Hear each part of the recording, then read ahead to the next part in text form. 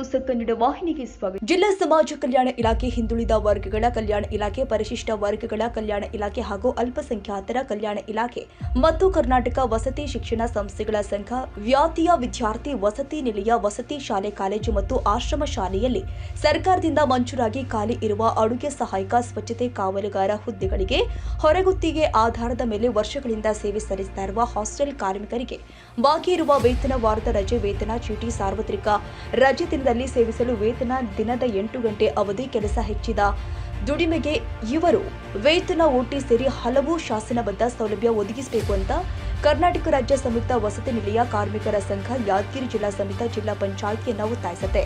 ಸಮಾಜ ಕಲ್ಯಾಣ ಇಲಾಖೆ Yadgir SC ST ವ್ಯಾಪ್ತಿಯ ಕಾಲೇಜು ಹಾಸ್ಟೆಲ್ ಕಾರ್ಮಿಕರಿಗೆ ಅಕ್ಟೋಬರ್ 2021 ಜುಲೈ 22 ಮಹಾಯು ಒಟ್ಟು 2 ತಿಂಗಳ ವೇತನ ಮತ್ತು ಹೈಸ್ಕೂಲ್ ಹಾಸ್ಟೆಲ್ ಕಾರ್ಮಿಕರಿಗೆ ಅಕ್ಟೋಬರ್ 2021-22ನ ಮಹಯ್ಯ ಬಾಕಿ ಉಳಿಸಿಕೊಂಡಿರುವ ವೇತನ ಪಾವತಿಗೆ ಸಂಬಂಧಿಸಿದ ಇವರಿಗೆ ಕಾರ್ಮಿಕರಿಗೆ ವೇತನ ಪಾವತಿ ಮಾಡಿದ ಕನಿಷ್ಠ ವೇತನ ಕಾಯ್ದೆಯನ್ನ ಉಲ್ಲಂಘನೆ ಮಾಡಲಾಗ್ತಾ ಇದೆ. ಬಾಕಿ ಉಳಿದುಕೊಂಡಿರುವ ವೇತನವನ್ನ ಕಾರ್ಮಿಕರ ಬ್ಯಾಂಕ್ ಖಾತೆಗಳಿಗೆ ಕೊಡಲು ತುರ್ತು ಕ್ರಮ ಕೈಗೊಳ್ಳಬೇಕು. ಈ ಮೂಲಕ ಕಾರ್ಮಿಕರು ಸಲ್ಲಿಸಿದ ಸೇವೆಗೆ ಧಕ್ಕೆ ಬೇಕಾದ ವೇತನ ಕಾರ್ಮಿಕರಿಂದ ಕೈತಪ್ಪಿ ಹೋಗದಂತೆ ಕ್ರಮ ವಹಿಸಲು ಮನವಿ. ಆದ್ದರಿಂದ ಕಾರ್ಮಿಕರ ಹಿತದೃಷ್ಟಿಯಿಂದ ತಾವು ಕೂಡ ಮಧ್ಯ ಪ್ರವೇಶ ಮಾಡಿ ಈಗಾಗಲೇ ಇಲಾಖೆಯಲ್ಲಿ ಸೇವೆ ಸಲ್ಲಿಸಿರುವ ಕಾರ್ಮಿಕರಿಗೆ ಮೊದಲ ಆದ್ಯತೆ ಕೊಡಲು ನಿರ್ದೇಶನ ನೀಡಬೇಕು ಅಂತ ಸಂಘವು ಮಾಡುತ್ತೆ. ಯಾದಗಿರಿ ವ್ಯಾಪ್ತಿಯ ಮೆಟ್ರಿಕ್ ನಂತರದ ಬಾಲಕರ ವಸತಿ ನಿಲಯ ಪರಿಶಿಷ್ಟ ಜಾತಿ ಯಾದಗಿರಿಯಲ್ಲಿ ಸೇವೆಯಲ್ಲಿ ಇದ್ದ 5 ಮಹಿಳಾ ಕಾರ್ಮಿಕರನ್ನ ವಜಾ ಮಾಡಲಾಗಿದೆ. ಅವರನ್ನ ಪುನಃ ಸೇವೆಗೆ ನಿಯೋಜನೆ ಮಾಡಲು ಮಾನ್ಯರಲ್ಲಿ ಸಂಘವು ಮನವಿ ಮಾಡುತ್ತೆ. ಎಲ್ಲರಿಗೂ ನಮಸ್ಕಾರ. ಇಂದು ಕರ್ನಾಟಕ ರಾಜ್ಯ ಸಂಯುಕ್ತ ವಸತಿ ನಿಲಯ ವತಿಯಿಂದ ತಾವು ಒಂದು ಮನವಿ ಜೊತೆಗೆ ಜಿಲ್ಲಾ ಪಂಚಾಯತ್ ಕಾರ್ಯಾಲಯಕ್ಕೆ ಅಹವಾಲು ತೊಗೊಂಡು ಬಂದಿತ್ತು. ಮಾನ್ಯ ಮುಖ್ಯ ಕಾರ್ಯಾಧಿಕಾರಿಗಳು ಒಂದು ಸಭೆ ಇರೋದ್ರಿಂದ ಅವರ ಪರವಾಗಿ ನಾನು ಬಂದಿದ್ದೀನಿ.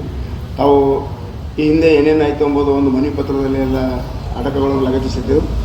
ಆಮೇಲೆ ಯಾವುದೂ ಕ್ರಮ ಆಗಿಲ್ಲ ಅಂತೇಳಿ ತಾವೇನೇ ಪ್ರಸ್ತಾವಿಕವಾಗಿ ಮಾತನ್ನು ಹೇಳಿದರು. ಇದೆಲ್ಲರಿಗೂ ಒಟ್ಟಿಗೆ ಸೇರಿಸಿ ನಾನು ಮಾನ್ಯ ಮುಖ್ಯ ಅಧಿಕಾರಿಗಳಿಗೆ ಗಮನಕ್ಕೆ ತರ್ತೀನಿ.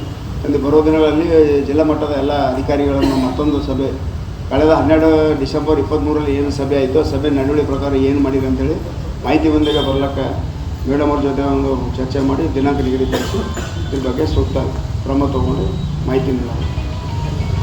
ಇದೇ ಸಂದರ್ಭದಲ್ಲಿ ಜಿಲ್ಲಾಧ್ಯಕ್ಷರು ಆದ ಶರಣಪ್ಪ ಜಿ ತೆಳಗೇರಿಕರ್, ಜಿಲ್ಲಾ ಕಾರ್ಯದರ್ಶಿಗಳು ಆದ ರಾಮಲಿಂಗಪ್ಪ, ಬಿಎನ್, ಕರ್ನಾಟಕ ರಾಜ್ಯ ಸಂಯುಕ್ತ ವಸತಿ ನಿಲಯ ಕಾರ್ಮಿಕ ಸಂಘ, ಎಐಟಿಯುಸಿ ಹಾಗೂ ಸಂಘದ ಅನೇಕ ಪದಾಧಿಕಾರಿಗಳು ಹಾಜರಿದ್ದರು.